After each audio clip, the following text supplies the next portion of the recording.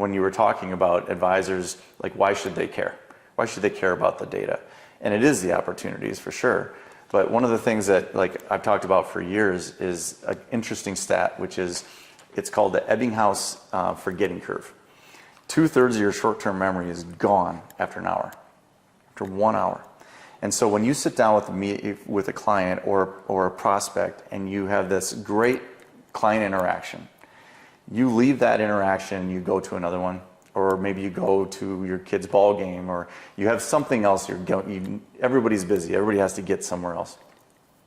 Having an easy way of, within 5 minutes after that meeting, opening up the Talk It app, capturing the information, talking about everything that we just interacted with in that client meeting that we just had, the amount of information that you can save, that all that information, that's where the opportunities are.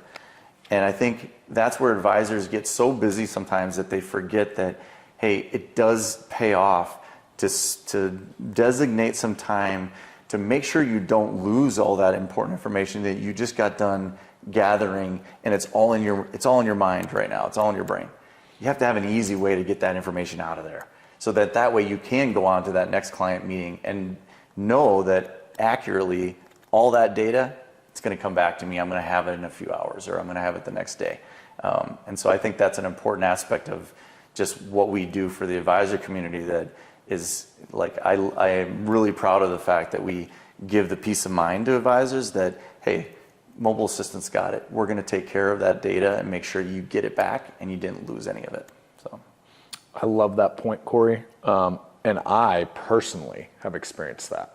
I remember there was a time, and hopefully I hope advisors don't relate to this, but they probably will.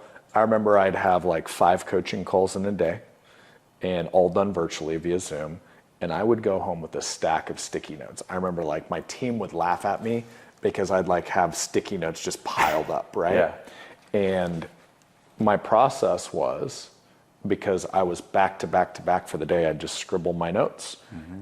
And then there would be action items that the team would need to follow up on, or it needed to go into the CRM, and I would just dictate on my drive home.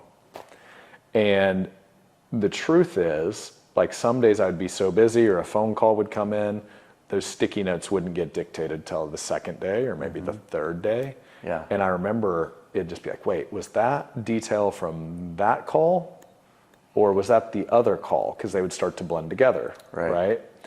And complete aside, I'm going to give a little shout out to some Triad members here. So Tim, Nick, Brennan, Donald, we literally just did a call, and we talked about structuring a calendar. I'm just bringing it up because what you said is so accurate.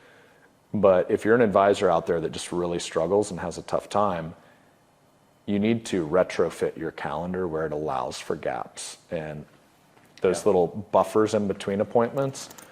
The truth is, if I was going to type the notes, it'd be like a 30-minute project. Right. You probably know the stat. What's the difference in how fast you can talk? 7 times. You can speak 7 times faster than you can type. Okay. On average, yeah. So if it's 7x faster, well, that's about right, because I typically could dictate everything in like a 5 minutes, a long dictation, right? Yep. So 7 times 5, 35 minutes, about accurate, right? Mm-hmm. So if you've got a little 5 to 10 minute buffer and you bake that in, now literally on demand when it's still fresh, out of my brain, action items to the team, into the CRM, done, on to the next one. Yeah. Where if I'm sitting there typing, that's like the mountain of work that never stops growing. Yeah. And then people just give up. They just like, oh yeah, I just don't take notes. Right. That's not the answer either. Right. But your point there about the team is what I think has come to light for me as a leader of this company, to understand that it's not just about the advisor, because there's a team behind that advisor that is keeping that machine running and keeping those opportunities coming and keeping that client communication, that client experience the very best it can. That team is incredibly important. That are the people that are supporting that advisor. What we're doing is we're not just getting the information from the advisors, like the client meeting details, and putting in for compliance purposes. That's one aspect of it. But I think one of the huge aspects of what we're doing is we're helping the communication from the advisor to get those action items communicated with the team. And by doing that immediately after the meeting, they're all waiting. They're all, you've got team that are ready to support you as an advisor to get those next meetings scheduled or pull that paperwork that has to be done.